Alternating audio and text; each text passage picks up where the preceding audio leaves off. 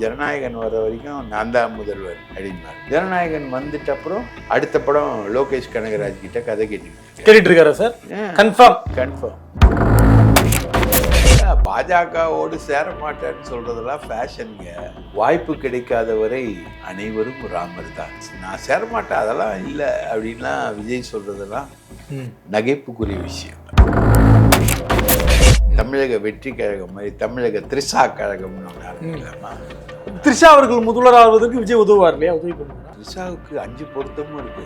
ஜெயலலிதாவுக்கு இருந்த 3 பொருத்தமும் திரிஷாவுக்கு இருக்கு. நடிகை ஜெயலலிதா எம்ஜிஆருக்கு நெருக்கமா இருந்தாங்க, திரிஷா விஜய்க்கு நெருக்கமா இருக்காங்க. தாவேகாவின் கொள்கை பரப்பு செயலாளர் திரிஷா. அட்லீஸ்ட் சீமான் 8.3%ன்னு தன்னோட ஓட்டர் ஸ்ட்ரென்த்தை தீர்மானிச்சிருக்காரு. நீ என்ன ஓட்டர் ஸ்ட்ரென்த்தை காமிச்ச? என்ன உன் கட்சி இருக்கு? நீ போனா கூட்டம் வருது, ரைட். அது எல்லா நடிகர் போனாலும் வரும். சமந்தா போனா கூட தான் வரும். தலித்துகளின் தனிப்பெரும் தலைவர் திருமாவளவன் கிடையாது, கன்ஷிராம் கிடையாது, ஆம்ஸ்டாங் கூட கிடையாது, ஆதவர்ஜுனா தான். சென்னை சில்க்ஸின் ஆஹா ஓஹோ ஆடி சேல் 50% வரை தள்ளுபடி. அறுவை சிகிச்சையில் கத்தை என்பது வரலாறு, ரோபோட்டிக் சர்ஜரி என்பது இன்றைய கூறு. தங்கம் புற்றுநோய் சிகிச்சை மையம் நாமக்கல் மற்றும் கான்பூர். ஜார்ஜ் தாமஸ் ராணுவ நினைவுகள் மற்றும் போர்க்கலை 2 நூல்கள் வெளியீட்டு விழா. இடம் அன்பகம். நேரம் காலை 10 மணி. ஜூலை 20ஆம் தேதி. மதிய உணவு உண்டு. நுழைவு கட்டணம் ரூபாய் 100. இன்றே முன்பதிவு செய்யுங்கள். உலக தமிழர்களுக்கு வணக்கம். இது கிங் டிவி. இன்றைக்கு நம்மோடு சிறப்பு நேர்காணலில் இணைந்திருப்பவர் மூத்த பத்திரிகையாளர் திரு தாமோதரன் பிரகாஷ் அவர்கள். சார் வணக்கம். சார் வணக்கம். கவிஞர் தமிழ்மாறன் அவர்களே வணக்கம். விஜய் தாவேகானுடைய தலைவர் விஜய் அவர்கள் முக்கியமான ஒரு முடிவு எடுத்திருக்காரு. ஒருபோதும் பிளவுவாத சக்திகளோடு கூட்டணி கிடையாது, பாஜகவோடு கூட்டணி நிச்சயம் கிடையாது, மறைமுகமாகவும் கிடையாது அப்படின்னு சொல்லியிருக்காரு. முதல் கட்டமா இதை எப்படி பாக்குறீங்க? இப்படிதான் சந்திரபாபு நாயுடு சொன்னார். எடுத்தோன்னே அடிச்சிட்டீங்க. இப்படிதாங்க சந்திரபாபு நாயுடு சொன்னாரு. போன மாசம் வரைக்கும் எடப்பாடி தான் சொல்லிட்டு இருக்காரு சார். போன மாதம் வரைக்கும் எடப்பாடி தான் சொல்லி எல்லாரும் இப்படிதான் சொல்லுவாங்க. நான் பணத்துக்காக இல்லை, பணத்துக்கு ஆசைப்பட மாட்டேன் அப்படின்வாங்க. ஆனால் நீங்கள் ஒரு 10,000 ரூபா கொடுங்களேன், திரும்பி வர்றாது. பணம்லாம் எனக்கு முக்கியம் இல்லைங்க, மனுஷன் தான் எனக்கு முக்கியம். ஒரு 10,000 ரூபா கொடுங்களேன் அவர்கிட்ட. நாங்கள் ஐயா வச்சுக்கோங்க, கேட்கும்போது நான் வாங்கிக்கிறேன்னுங்களேன். திரும்ப ஆள் கண்ணிலே பட மாட்டார். இன்னொன்று, நீங்கள் எதிரி ஆயிடுவீங்க. பணம் கொடுத்தவர் எதிரி ஆயிடுவீங்க. பாஜகவோடு சேர மாட்டேன்னு சொல்றதெல்லாம் ஃபேஷனுங்க. அது ஊரறிஞ்ச மோசமான ஒரு விஷயம் இருக்குது. வாய்ப்பு கிடைக்காதவரை அனைவரும் ராமர் தான். வாய்ப்பு கிடைக்கும் போது தான் ராவண குணம் வரும். அது மாதிரி நான் சேரமாட்டேன் அதெல்லாம் இல்லை அப்படின்லாம் விஜய் சொல்றதெல்லாம் நகைப்புக்குரிய விஷயம். எனது தலைமையில் கூட்டணி, கிட்டத்தட்ட தாவேகாவுடைய தலைமையில் கூட்டணி அப்படின்றாரு.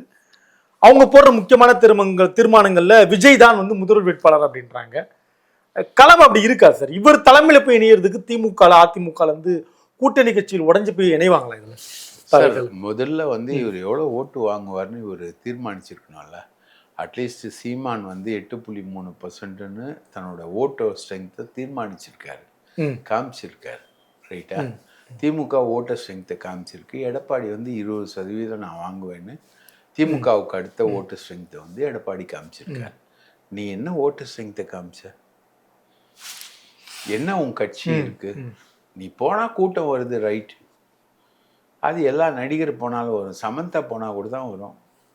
சமந்தா முன்னேற்ற கழகம்னு ஒன்று ஆரம்பிச்சிடலாமா? இதை விட அதிகமான கூட்டம் வரும். அப்படியே பசங்கள்லாம் ஜொல்லு விட்டு சமந்தா வந்ததுன்னா நீ திணறி நிற்பாங்க. பிள்ளைங்க விசில் அடிக்கிறத தாங்கவே முடியாது நம்ம பிள்ளைங்களோட ஆட்டத்தை சமந்தாக்கு. அப்போ நீ எப்படி வருவ? இல்லைன்னா அவங்க அண்ணி திரிஷா முன்னேற்ற கழகம் ஒன்று ஆரம்பிச்சிடலாமா? என்ன சார் அண்ணி நீங்களே சொல்றீங்க? அண்ணனுக்கு அண்ணி தானே. அவங்களுக்கு ஏதாவது முதல்வர் கனவு இருக்கா சார்? அது அவங்க ஏற்கனவே பேட்டியில சொல்லிட்டாங்க முதல்வர் கனவு எனக்கு இருக்குன்னு. திரிஷா முன்னேற்ற கழகம் ஒன்று ஆரம்பிக்கலாமா? தமிழக வெற்றி கழகம் மாதிரி தமிழக திரிஷா கழகம்னு ஒன்று ஆரம்பிக்கலாமா? த்ரிஷா அவர்கள் முதல்வர் ஆவதற்கு விஜய் உதவுவார் இல்லையா? உதவி பண்ணுவாரா? த்ரிஷாவுக்கு 5 பொருத்தமும் இருக்கு. த்ரிஷா பிராமின், த்ரிஷா சர்ச் பார்க்கு, த்ரிஷா கல்யாணம் பண்ணல, இந்த 3 பொருத்தம் இருக்கு.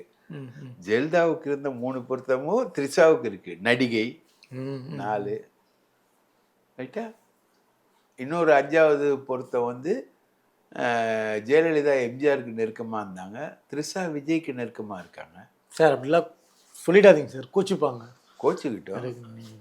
விஜய போயிட்டு விஜயோட இதை சந்தேகப்படுறீங்களா நீங்கன்னு கேட்பாங்க. விஜயோட இதை சந்தேகப்பட, அதை சந்தேகப்படாதீங்க. அவர் ஆம்பளை தானே, ஏன் சந்தேகப்படக்கூடாது? ஏன் விஜய் ராமர் மாதிரி நீங்க கிருஷ்ணர் மாதிரி காட்டுறீங்க அவரை. ஒன்னா நீங்க ஃப்ளைட்ல போனீங்களே கீர்த்தி சுரேஷ் கல்யாணத்துக்கு, சார்ட்டர்ட் ஃப்ளைட்ல, அப்ப எங்க போச்சு? அந்த டிரைவர் இருந்தார்ல முன்னாடி பாதுகாப்புக்கு, முன்னாடி இருந்தார்ல, ஒன்னா தானே போனீங்க. ஏன் போனீங்க? வேற யாரையாவது கூட்டு போக வேண்டியதானே? ஒரு நயன்தாராவை கூட்டு போக வேண்டியதானே? ஏன் த்ரிஷாவை கூட்டு போனார் அண்ணன்? அப்போ அண்ணின்னு தானே சொல்லுவோம் நாங்க. அண்ணனுக்கு அண்ணி தானே. கமாண்ட்ல உங்களுக்கு பாராட்டு மழை இருக்கு சார். கண்டிப்பா இன்னைக்கு கமாண்ட பத்தி நான் கவலையே பாராட்டு மழை தான். அது அவங்க என்ன மழை வேணா பண்ணிக்கிட்டோம். அடுத்த தமிழகத்தோட முதல்வரா த்ரிஷா சொல்றதுக்காக இப்பவுமே வந்து எனக்கு தெரிஞ்சு அந்த அம்மா வந்து கொள்கை பரப்பு செயலாளராக போட்டாங்கன்னா பிரச்சனை முடிஞ்சுது.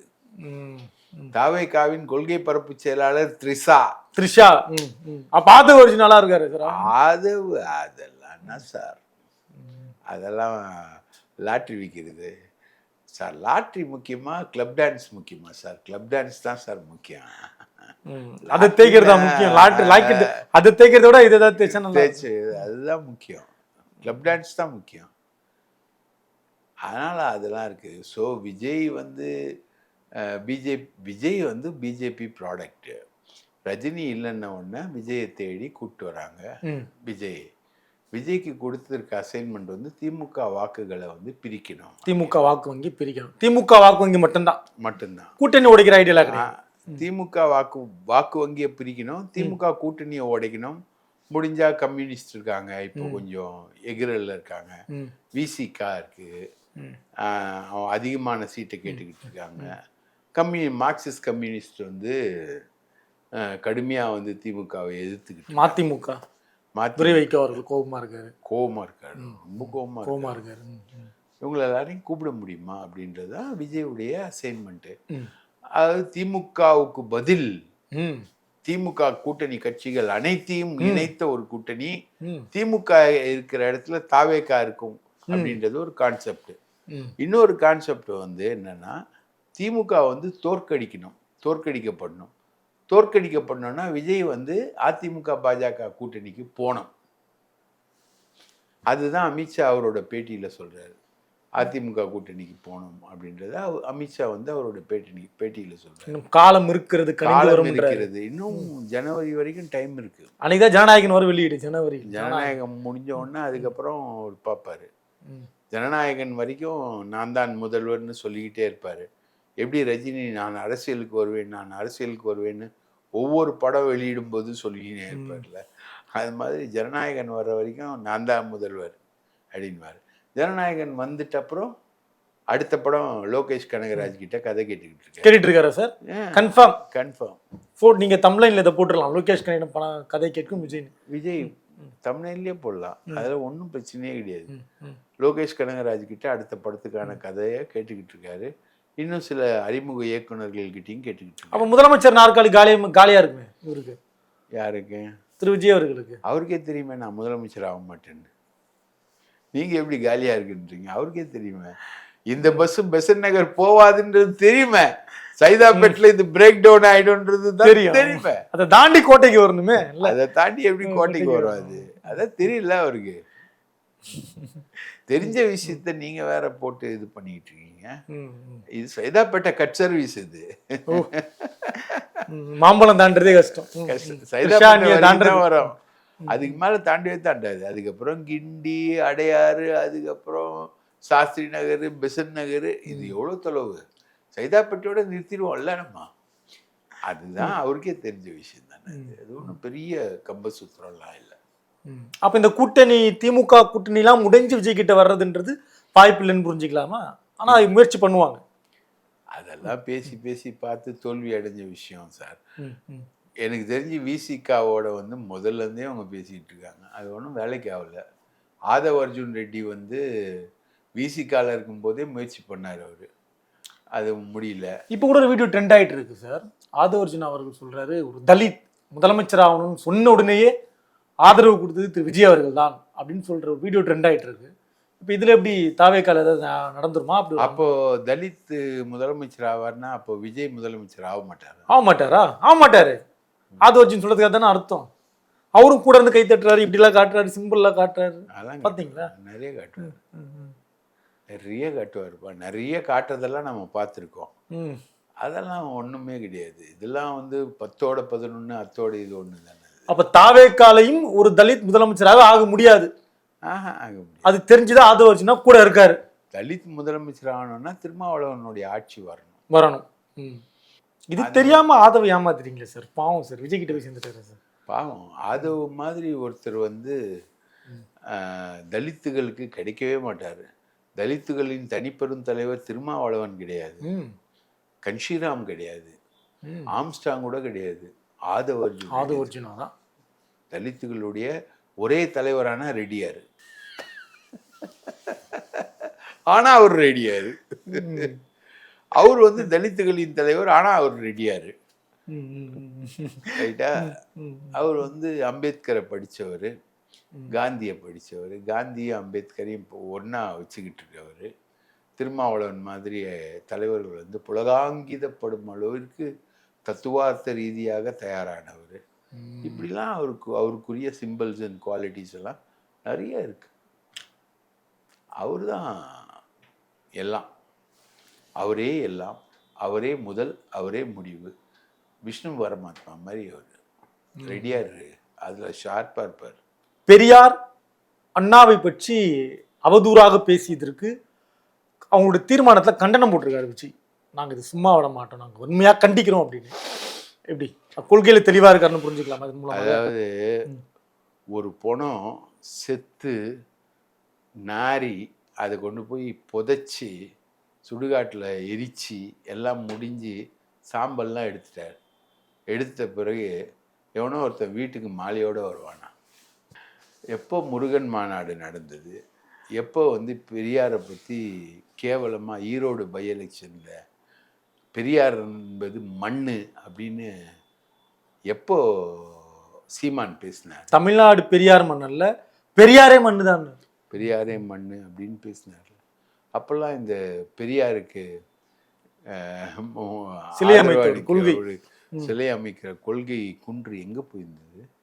பெரியார் திடல்ல பெரியார் சமாதி எங்கே இருக்குதுன்னே தெரியாமல் முன்னாடி இந்த சிலைக்கு போய் மாலை வச்சுட்டு விட்டா கற்பூரம் காய்ச்சி தேங்காய்லாம் உடைச்சிட்டு வந்திருப்பார் பெரியார் சிலையிலே, பெரியார் திடல்லையே. அந்த அளவுக்கு தான் இவருடைய பெரியாரியம். இவர் வந்து எங்கே பெரியாரை அண்ணாவை எல்லாம், அதிமுகவே சும்மா இருக்குதுப்பா. மாநாட்டில் உட்கார்ந்து இந்த அமைச்சர்களே அதிமுகவே அனைத்து இந்திய அண்ணா திராவிட முன்னேற்ற கழகம் அண்ணாவை பேர்ல வச்சிருந்தவங்களே சும்மா தானப்பா உட்கார்ந்துருந்தாங்க. நீ எங்கப்பா? சரி, அது நடந்து எவ்வளோ நாள் ஆச்சு? ஆயிடுச்சு, 20 நாள் ஆயிடுச்சு. 20 நாளைக்கு அப்புறம் திடீர்னு வந்து ஞானோதயம் வந்துச்சா? இப்போதான் ஸ்கிரிப்ட் கையில் வந்துருக்கு சார். பேப்பரை பார்த்தா படிக்கிறாரு. ரைட்டு, இப்போதான் ஸ்கிரிப்ட் கையில். சரி, ஸ்கிரிப்டை தயார் பண்ணுறதுக்கு ஒரு 20 நாளைக்கு முன்னாடியே சொல்லியிருக்கலாம்ல. எப்பா இந்த மாதிரி பெரியாரி அண்ணாவையும் திட்டுறானுங்கப்பா, இப்போ ஸ்கிரிப்ட் கொடுப்பா, நான் ஒரு பதில் சொல்லிடுறேன். அதுக்கு கூட உங்களுக்கு நேரம் இல்லையா? அதுக்கு கூட உங்களோட ஷார்ப்னஸ் வந்து ஒர்க் இல்லையா? இல்லை அண்ணியோட அனுமதி கிடைக்கலையா? அதுவும் இல்லை, திரிஷாணி அனுமதி வேணும்.